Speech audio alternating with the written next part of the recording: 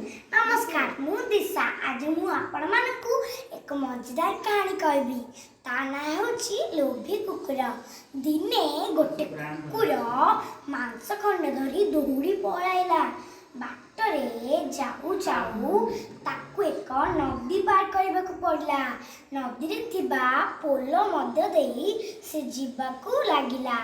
हठात ता नजर पानी रे पड़ला। से देखिला आउ गोटे कुकुर मांस खंड धरी छिड़ा होची एवं से ताकू भी पाइबाकू इच्छा कला आउ रागिकी भूकिबाकू लागिला। तापरे कौन हैला ता पाटी रे जो मांस खंडटी थिला से पानी रे पड़ी गला। लोभी कुकुर निज छाई को चिन्हि न पारी मांस खंडटी को मध्य हरई बसला। बिचारी मन दुखरे घर को फेरला। एथिरु आमे कौन शिखिले? एथिरु आमे शिखिले जे लोभ कले दुख मिले।